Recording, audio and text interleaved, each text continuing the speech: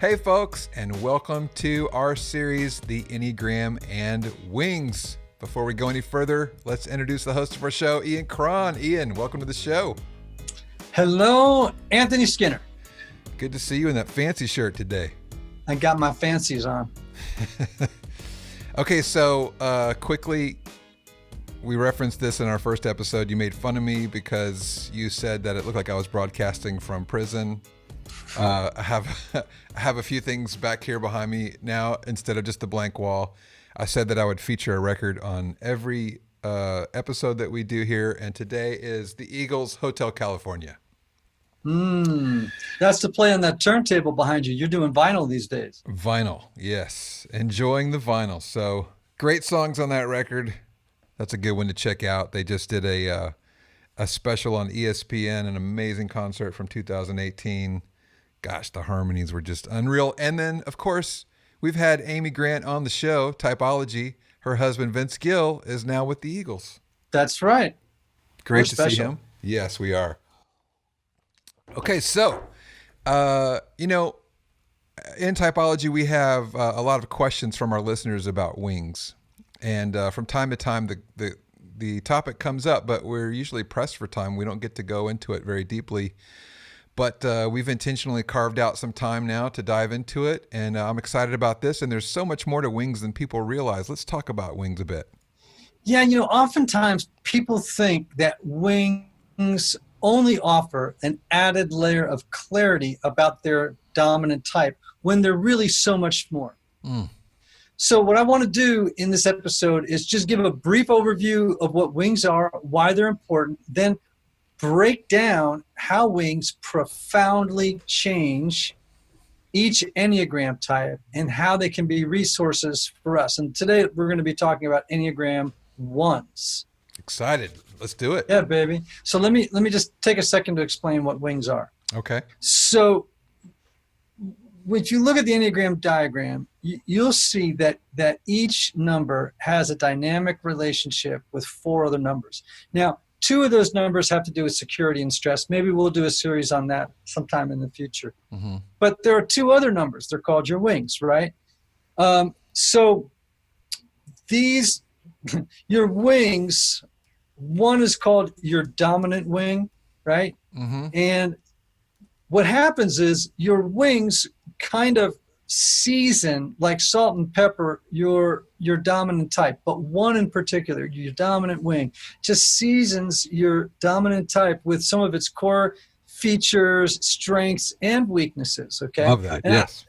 So like I just like to say, like, I'm a 4 with a 3 wing, so I'm like 4 with 3 juice, Mm-hmm. Got some 3 juice mixed in with my 4, okay? So while your motivation and number never change, your behavior can be influenced by your wing so much so that you can even begin to look like it from time to time. So you just kind of alluded to this 3 wing. Tell us about your experience. Yeah, so like I'm a 4. I have a 3 wing, mm-hmm. and I can just tell you that a 4 with a 3 wing looks a whole lot different than a 4 with a 5 wing. Mm-hmm. You know what I'm saying? Yeah. It looks very, very different. So the other thing I want people to pick up on is no other numbers on the Enneagram can be your wings other than the 2 numbers on either side of your number. You mean I can't be a 4 with a 7 wing? No, you cannot be a 4 with a 7 wing. People ask me that all the time. I'll be at a workshop and they'll say, I think I'm a 2 with a 5 and a 6 wing. And I'll be like, that's multiple personality disorder. It's not possible. You know what I'm saying? That's not possible. It can only be the numbers adjacent to your dominant type. One of those can be your dominant wing. Yeah. Okay. I think to be honest, I think I may have done something like that back in the early days. I may have said something like that. You might have. So don't feel bad about yourselves out there if you've gone there. So let's talk about why it's important to know your wings. Okay, so wings are important to know because they reveal a whole different side of your personality, and they can explain contradictory elements within your personality. It can explain why people who share the same type as you can look very, very different from you. This is good. Can you give us an example? Well, like I just did, right? Like a 4 with a 3 wing looks incredibly different from a 4 with a 5 wing. Mm-hmm. I can tell you, we did one on 9s, right? A 9 with an 8 wing looks a lot different than a 9 with a 1 wing. Okay, but so there's the contradictions. Mm-hmm. But sometimes, it helps people discern why two people can look different within the same type. You know, it's because they got two different dominant wings. You want to talk about the gradations some? Oh, that's a good idea. So wings come with gradations or proportions. So your core type will always dominate. But if your wing is so strong that it competes with your core personality type, we call that a heavy wing. There are moderate wings, there are light wings, but I'm focusing on heavy wings because if you have a heavy wing, it can make it difficult to discern your type because your core number and your wing exert, like nearly equal influence on your core type. That's fascinating to me. So let's take a look at the types and go through the different types depending upon the dominant wing, what it looks like. And we're in the gut triad. We've done 8 and 9, and let's look at ones today. Wing 9, wing 2. Okay, so if you are a 1 with a 9 wing, you tend to be more introverted, detached, cool, and relaxed. Okay, you're more idealistic and objective. These folks are often more circumspect. They think before they speak to avoid saying something wrong or erroneous. They'll pause before finishing a thought. 1 with a 9 wing is outwardly more calm, right? And they'll mull over a decision for a long time, which can lead to procrastination. The laid back, easygoing stance of 1 with 9s really helps in building and maintaining relationships. And without the influence of the 9, 1s tend to have too many expectations for others, so they can feel let down, which can often lead to resentment. Okay, let's talk about 1 wing 2. Yeah, great people.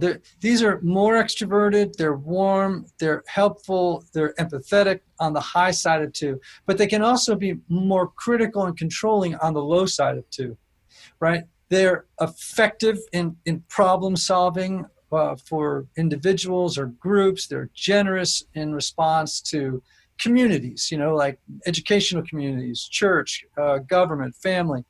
A 1 with a 2 wing, though, this is interesting. They tend to talk too much, and they try to accomplish too many tasks in a day. So like a 1 with a 2 wing tend to have a more rapid pace of speech.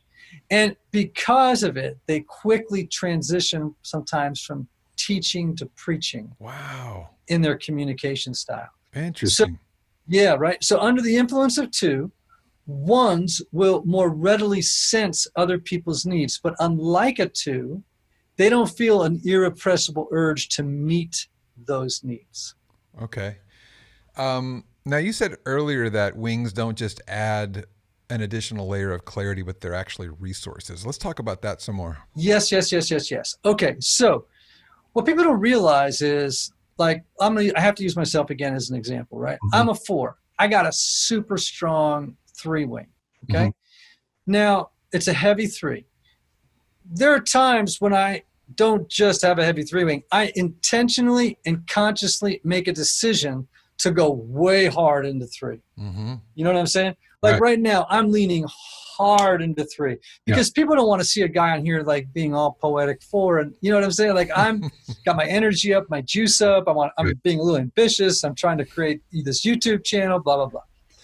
But when I'm writing books, I consciously and intentionally lean into my 5 wing, where I'm much more comfortable quietly researching, studying, writing, and I just, I can get up during those seasons and say, okay, 5 wing, you're my lesser developed side, but don't fail me now because I really need to get your characteristic traits and features happening in my life at this very moment.